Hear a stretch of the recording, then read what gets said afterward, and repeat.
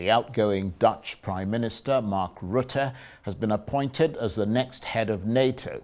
Ambassadors from the 32 countries that make up the military alliance have chosen him to take over from Jens Stoltenberg in October. Mr. Rutte's appointment was a formality after his only rival for the post dropped out last week.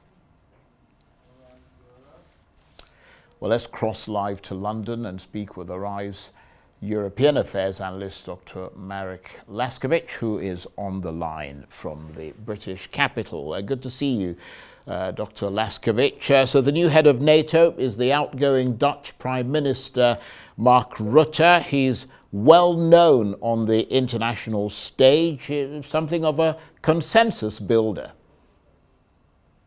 Yes, I think that is something that is important, that he does indeed build consensus. He's been a prime minister, which is, of course, a very senior position, and he is clearly a very good operator in the political areas.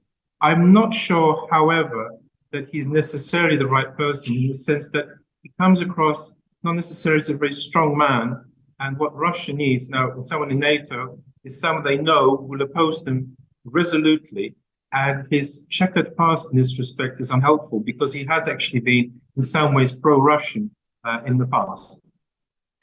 Well, that's a revelation to me because I understand obviously this is happening with the war in Ukraine raging on NATO's doorstep, but I was wondering whether you might tell us a bit about what his stand is on Ukraine, because from what I've read, but you may know better than me because you are the analyst, he's been a fierce critic of Vladimir Putin and a staunch ally of Ukraine. Since the war, yes. Before the war, no. He was in favor of the Nord Stream B. He was not against Putin before. It's the invasion and the attack made him change his mind. The problem here is, of course, how the Russians perceive him. As I say, what the Russians respect above all is force, and he doesn't come across as a very strong man, and that may be a problem. As a political operator, I have no questions about him because, as I say, as a prime minister, he was always a very good consensus builder, and of course, very importantly, will seek to build bridges with everybody, including with America, especially a new administration there if it arises.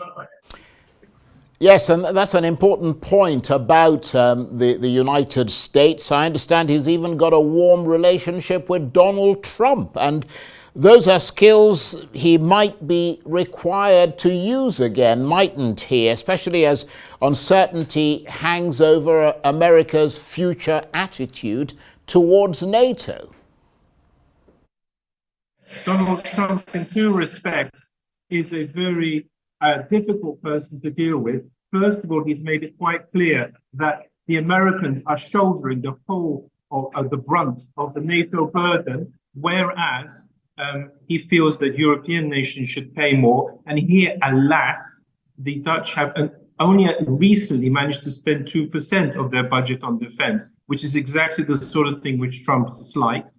And secondly, he himself, Donald Trump, has already said quite openly that he believes a peace treaty should be signed of some sort by Ukraine. And clearly on both these points, the new NATO Secretary General will have his work cut out if the present stance of NATO is to continue, should Donald Trump win the presidency. Yes, and I'd like to sort of toe that analytical line that you've raised there, and that's an important point because the criticism against Mr. Rutte is that he didn't practice what he'll now have to preach because as Prime Minister, as you mentioned there, he failed to meet NATO's own defense spending target. That's going to be a problem, isn't it, if Donald Trump wins? Oh, yes. In some respects, it's already a problem now, if I explain. It's all very well now, Secretary General calling on people to pay more and to shoulder a defense budget. Everybody will turn around to him and say, well, why didn't you do that when you were PM? Moreover, it contributes to the notion that he's not really a strong man in the military sense. And all this I'm afraid does not give a good impression to the Russians. That's the one I'm worried about.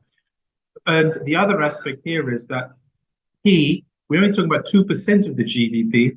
If he's that virulent, he should have raised it above 2, never mind 2%. So it's a question really of him talking, but acting less. And this is not quite what is wanted at present.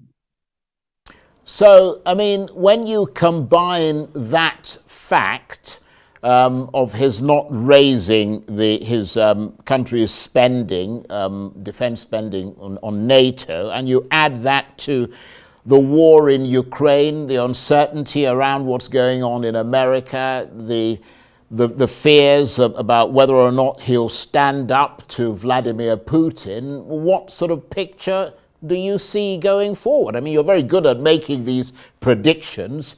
I always refer back to your books. Indeed. The key problem here is that I believe the Russians will not see him as a strongman. The Russians don't much care for words. The fact that he was anti-Putin, but actually in practice did nothing, is quite known to them. There's even a Russian expression for it, for their own local dissidents, Pika в кармане, which means you actually talk a lot, but actually do nothing when it comes down to it. And I therefore think that they will see NATO as little better than a continuation of the past. In short, they don't see NATO as a resolute force. And that, I think, is going to be one of his biggest problems when it comes to standing up to Russians. His image and NATO's image needs, in my opinion, to be made more resolute. I don't think he's the man for this. Well, we'll be watching his development and evolution very closely. Dr. Laskiewicz, thank you very much indeed. Dr. Marek Laskiewicz is a RISE European Affairs analyst who was talking to me on the line there from London.